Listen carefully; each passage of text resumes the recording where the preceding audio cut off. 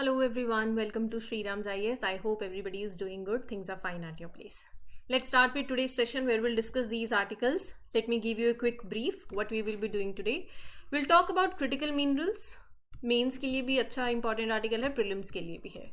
Youth को lab prelims, Similipal tiger reserve prelims, farmers producer organisation prelims as well as mains GS paper 3 and India के prime minister की जो visit रही है to Kuwait, तो इसके बारे में डिस्कस करेंगे. ये आपके मेंस के लिए जीएस पेपर 2 के लिए इंपॉर्टेंट है. ठीक है, so this will be a topic of discussion for today. Please mark your attendance by liking this lecture. Comment section में you can share your feedbacks, let others know about it. ठीक है, and do subscribe to the channel. Shriram's IAS is serving the nation since 1985. You can trust the quality content that is being shared with you. Also prelims mastery course चल रहा है, जिसमें अगर आप prelims 2025 में appear हो रहे हैं तो आप इस कोर्स को रेफर कर सकते हैं. ये कॉन्टैक्ट नंबर आपको स्क्रीन पे दिख रहा होगा, आप कॉल कर लेना ताकि you get the other information, other details. Also proper course है पूरा, जिसमें CSAT की क्लासेस हैं, करंट अफेयर्स हैं, there thematic lectures with previous year questions and 1-to-1 mentorship है, राइट, टेस्ट सीरीज है. सो कंप्लीट कोर्स है, you can refer it and you can let others know. And for more details do contact the number that is shared on the screen. India's reliance on China for critical minerals. किसी पे भी निर्भर होना दिक्कत हो जाती है ना. तो इंडिया की जो डिपेंडेंस है on China for the supply of these critical minerals, मान लो हम ईवीज पे ट्रांजिशन हो रहे हैं, लिथियम मिनरल जो है, लिथियम बैटरीज की बात करते हैं, लिथियम मिनरल के लिए जो कि एक क्रिटिकल मिनरल है, उसके लिए आपको चाइना पे डिपेंडेंट होना पड़ रहा है. तो इंडिया की जो ये डिपेंडेंस है चाइना के ऊपर for the supply of these critical minerals, जो कि एसेंशियल हैं फॉर मैन्युफैक्चरिंग हाईटेक प्रोडक्ट्स जैसे electronics, batteries, renewable energy technologies and defence equipments. So ये obviously we need to diversify things also. तो यहाँ पर इस कॉन्टेक्स्ट में ये पूरा आर्टिकल है. सो हम बात करेंगे आज क्रिटिकल मिनरल्स की. क्या समझते हैं आप क्रिटिकल मिनरल से? नाम से ही समझ आ रहा है, critical.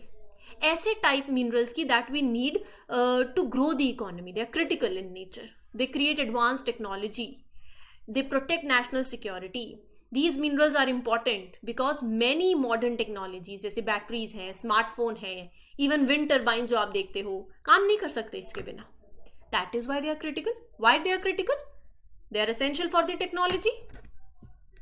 Lack of availability of these minerals और कंसंट्रेशन, अगर या तो मान लो कोई देश है जो जहाँ पर ये इनकी अवेलेबिलिटी नहीं है, और एक देश है उनकी जियोग्राफिकल ऐसी लोकेशन ऐसी है वहाँ पर अच्छी खासी एक्सट्रैक्शन होती है, तो सप्लाई चेन वल्नरेबिलिटी आ जाती है. There can be even disruptions of supplies also. So future global economy will be underpinned by the technologies that depend on critical minerals. Lithium, graphite, cobalt, titanium, rare earth metals. ये जो minerals हैं ये बहुत से sectors के advancement के लिए बहुत ज़रूरी है, including hi-tech electronics, telecommunication, transport and defence. They are vital to power the global transition to a low carbon emission economy. Obviously जब आप ट्रांजिशन कर रहे हो टू रिन्यूएबल एनर्जी तो ये बहुत इंपॉर्टेंट है. लेकिन चाइना जैसी कंट्रीज डोमिनेट करती हैं, dominate the extraction, the processing of these critical minerals. और अगर कुछ होता है, like if it disturbs the supply chain, it can cause a big problem. Industries around the world need these minerals to manufacture the products. अगर वही supply cut हो जाएगी तो इकोनॉमी फेस करेगी ट्रबल, और वो भी ये इंपॉर्टेंट एरियाज में like renewable energy, right. So they are very essential, they are used in these key industries, they are helping in fight climate change.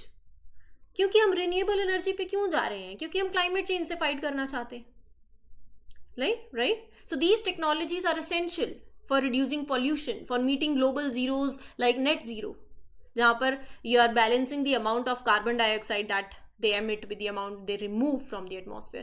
तो overall critical minerals आप लगा लीजिए, जब आप cleaner energy, more secure future, smarter future की तरफ transition कर रहे हैं, critical minerals are the foundation.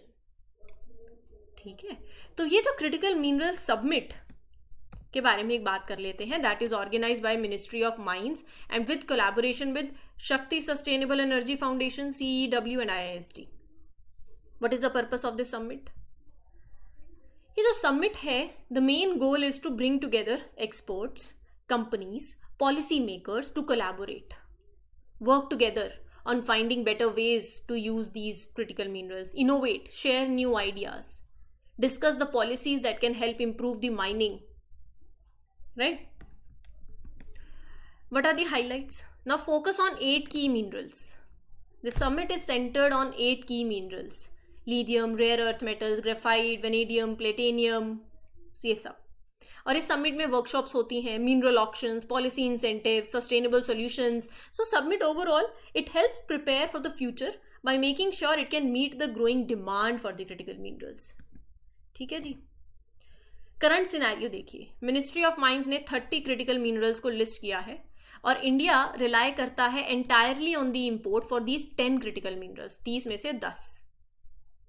और इंडिया की जो डिपेंडेंस है चाइना के ऊपर, it exceeds 40% for 6 critical minerals. इनके लिए तो हम चाइना पे पूरे डिपेंडेंट हैं, जिसमें से देखो लिथियम है, ग्रेफाइट है, दे आर क्रिटिकल मिनरल्स. ये सारे क्रिटिकल मिनरल्स हैं. और क्या कारण है फॉर दिस रिलायंस? चाइना की dominance in the mineral processing, controlling. 87% of rare earth processing, 58% lithium refining, 68% silicon processing, सब कुछ चाइना का है. Right? China processes 87% of the rare earth minerals, 68% of silicon. India is highly dependent on China for critical minerals.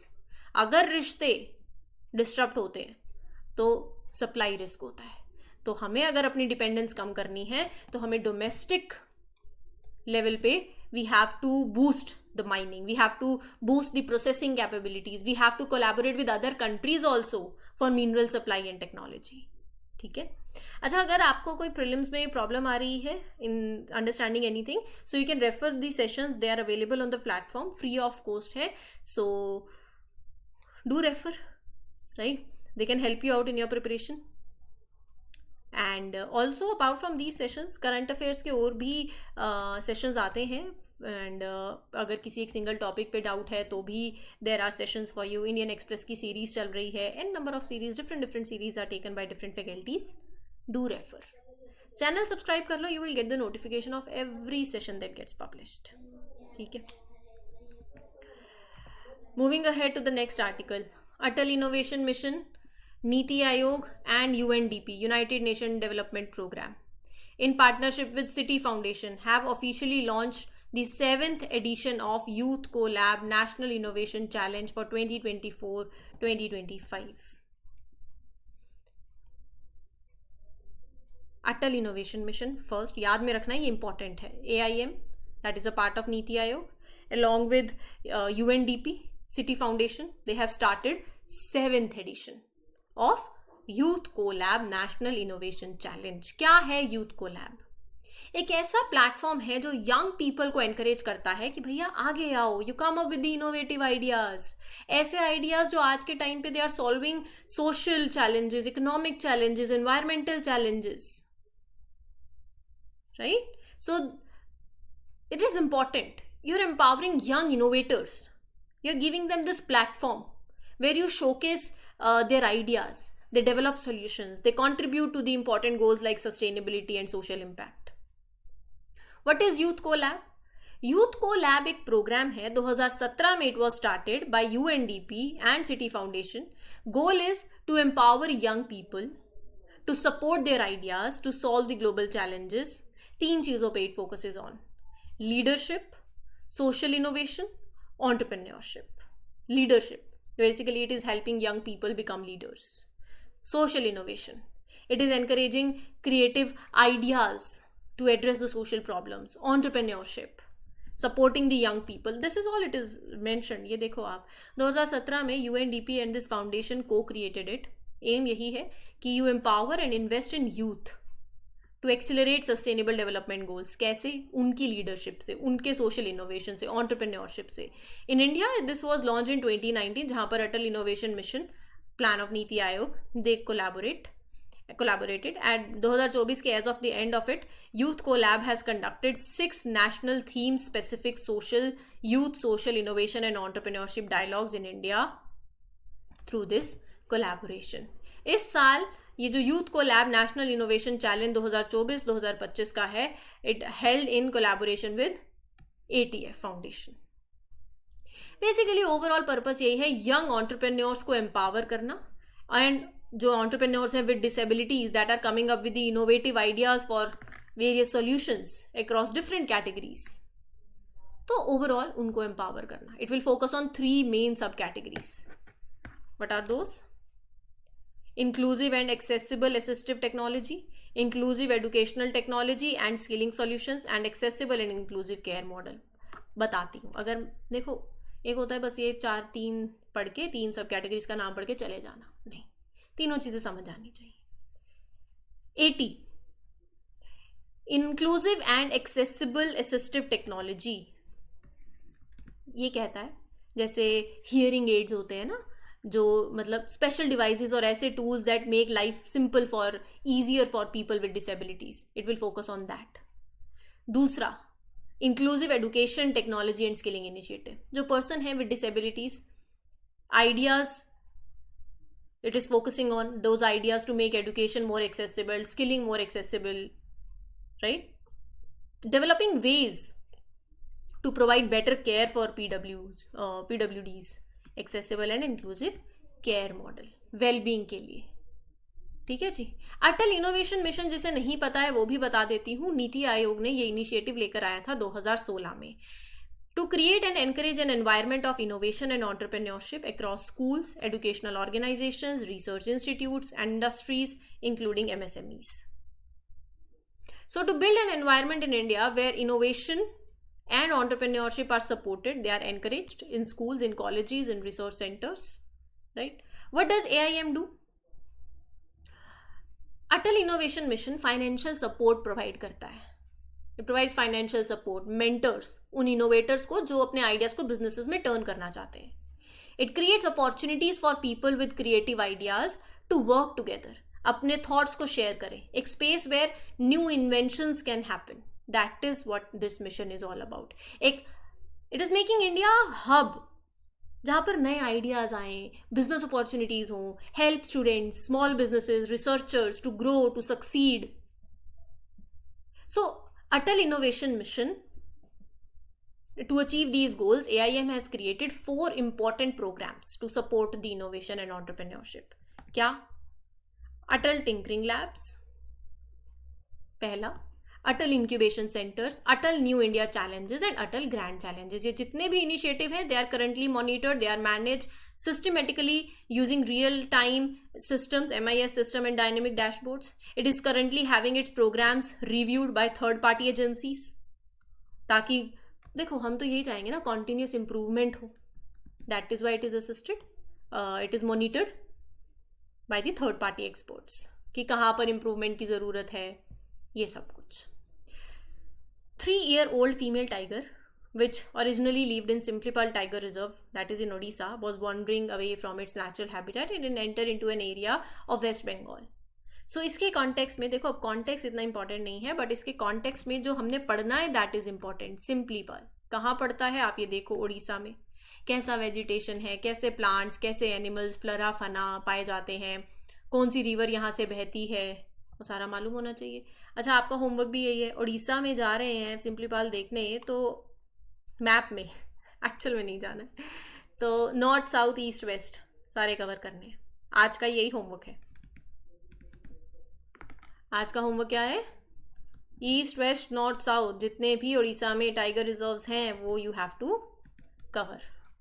It is situated in Mayurbhanj district, Orissa के अंदर, in the northern most part of Orissa, surrounded by high plateaus and hills. Highest peak is Khairiburu and Meghashini. 1956 में it was declared a tiger reserve under the Project Tiger 1973 में.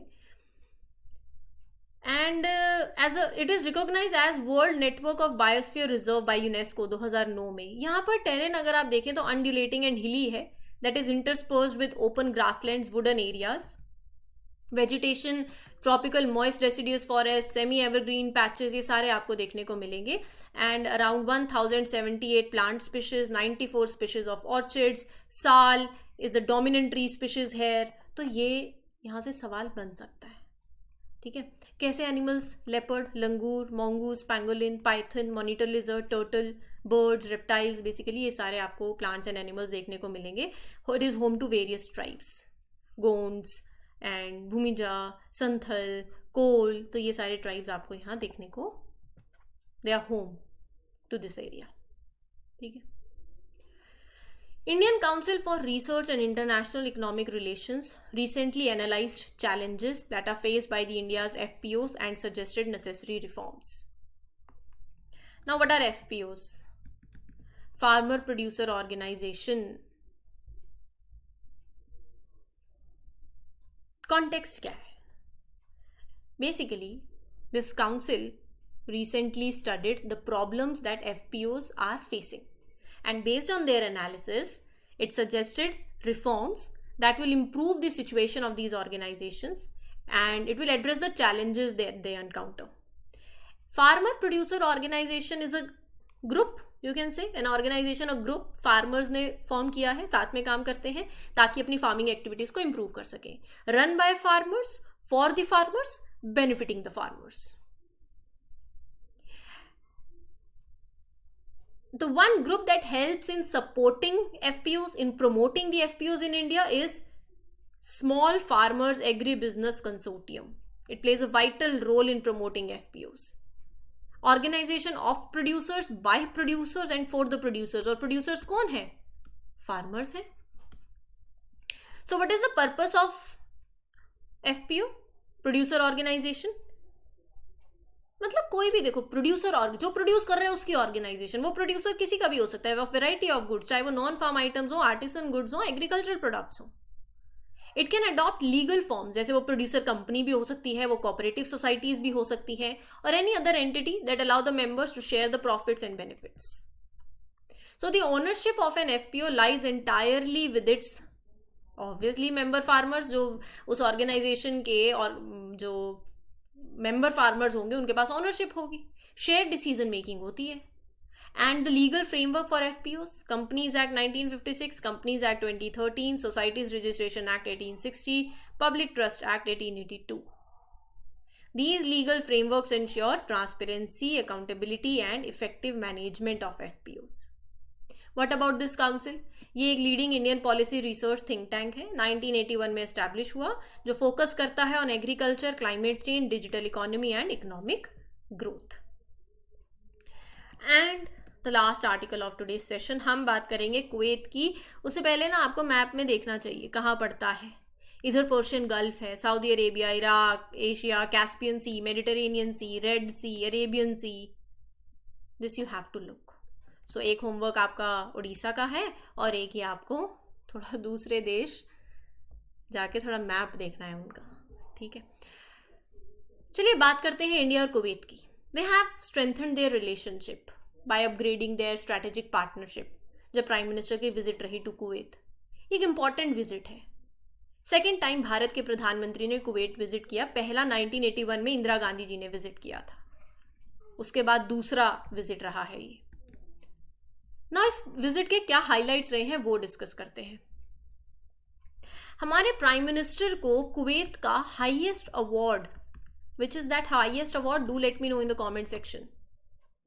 मुबारक Al Kabeer, चलो बता देती हूँ, वो दिया गया है. ये किस लिए होता है? जो एफर्ट्स उन्होंने लगाए हैं इन strengthening the relationship between both the countries, उसको रिकॉग्नाइज करने के लिए. इंडिया और कुवैत ने कहा है कि अपने रिलेशनशिप को, अपनी स्ट्रैटेजिक पार्टनरशिप को वो और एनहांस करेंगे. They will work together. Defence पे भी एग्रीमेंट साइन हुआ है. Cultural cooperation, sports cooperation, they two countries signed agreements कि they will promote cultural exchange between 2025 to 2029. Sports cooperation होगी 2025 से 2028 तक. A new commission was formed to keep track of the growing relationship, that is Joint Commission on Cooperation, JCC. ठीक है, semiconductor पे, AI पे, e governance पे, both the countries agree to work together. Right? So both the leaders agreed कि United Nations need to be reformed also. It will be better addressing the challenges. India और Kuwait के relationships ना बहुत पूरा, अगर आप history भी देखें तो स्ट्रॉन्ग रिलेशनशिप्स रहे हैं बहुत लंबे समय तक, even before Kuwait discovered oil. Maritime trade दोनों देशों के बीच में वॉज इम्पॉर्टेंट. एक टाइम पे इंडियन रुपी एक ऑफिशियल करेंसी की तरह यूज़ होती थी इन कुवैत अंटिल 1961। आप लगा लीजिए दोनों देश कितने क्लोज रहे हैं। और दोनों देशों के बीच में जो ट्रेड होता था, it was about pearls, dates, Arabian horses before oil may become the main driver. 2023-24 में इनकी जो ट्रेड रही है दोनों देशों की, that was $10.47 billion. Kuwait is one of the India's top trading partners. Kuwait is India's 6th largest supplier of crude oil। मतलब हमारी इंडिया की टोटल एनर्जी नीड्स का 3% हम कुवैत से पूरा कर रहे हैं। और पहली बार हमारे जो एक्सपोर्ट कुवैत को it reached 2 billion US dollars.